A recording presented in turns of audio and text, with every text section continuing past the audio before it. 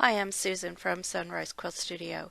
Today's video is on the Bethlehem Star quilt, and this time I am doing the quilting. Now I have several previous videos on designs that I was auditioning for this quilt, and I'll have cards pop up throughout the video that you can click on and take a look at those videos.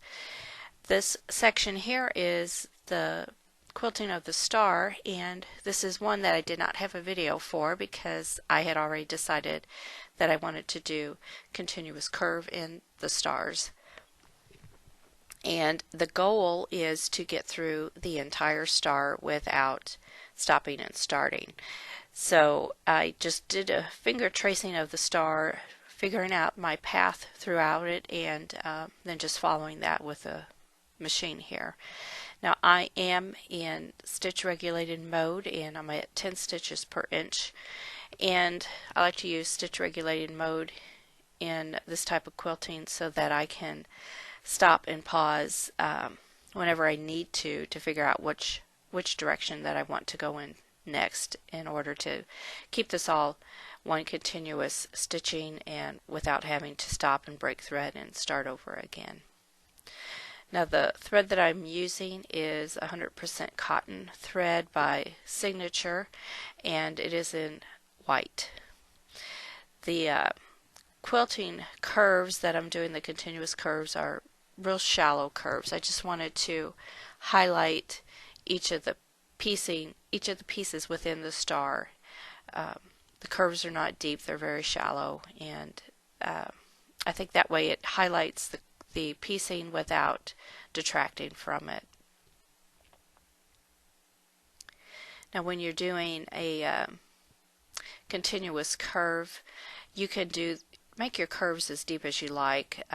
When I like my curves deep, then I will usually use a template, a plastic template, to help me out. But when they're real shallow like this, I just do this freehand. And this went pretty quickly. I think it took about 2.5 minutes to do each star, and with 9 stars in the quilt, that's not a whole lot of time, so that went real fast. And I did stitch in the ditch around each one of these stars before I did the continuous curve, and that just helps that star stand out a little bit more. And you will see here in a second, as I pull the machine away, you can see how it just defines each piece within that star there. Now I decided to go with the Whimsical Feather, and this is quilted in the section where 4 blocks come together.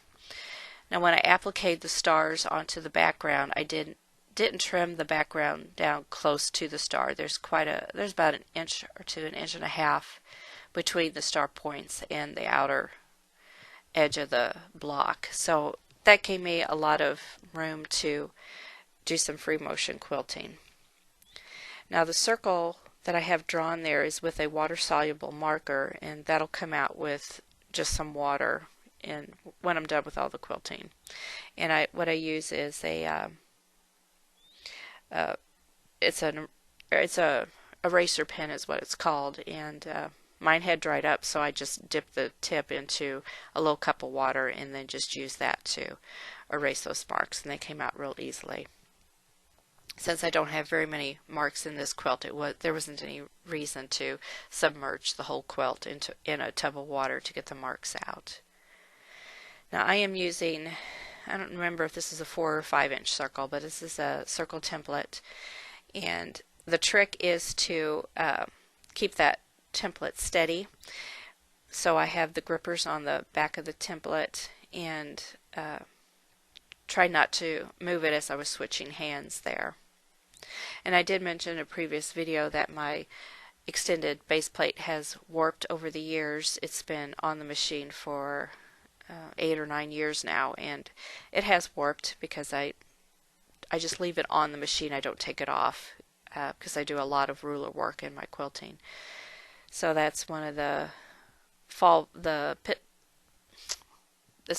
pitfalls, I think that's the word, of leaving that base on your machine.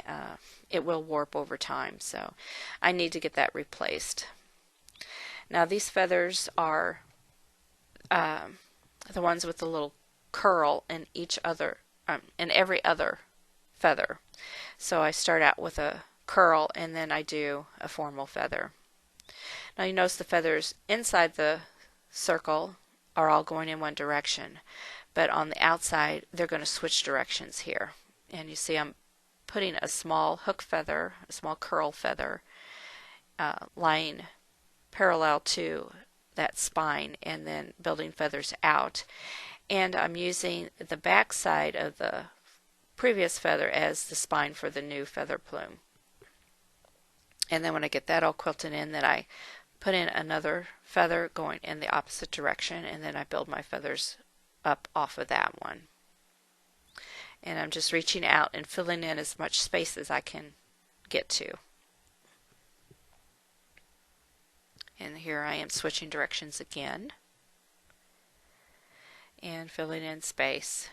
And then I'm backtracking down the back side of a feather to get back to the spine of the entire feather and building more feathers up out of there.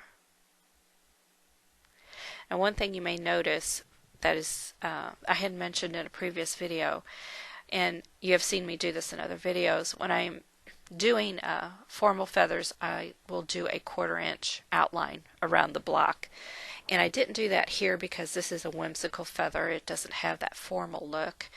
And I thought I could get these feathers close enough to each other in the different sections that that wouldn't be necessary. And in the end it did look well, and I'm glad I made that decision.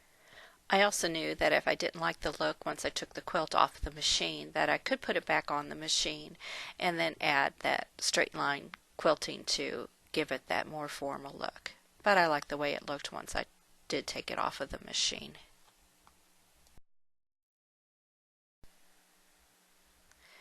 And here I am. I'm going to switch directions again and just build those feathers up.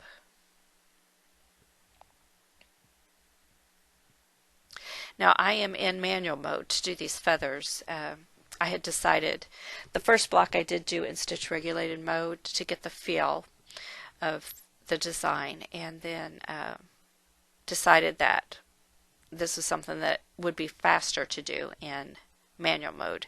So I switched to manual mode for the other feathers. And I am at 55% motor speed for these feathers.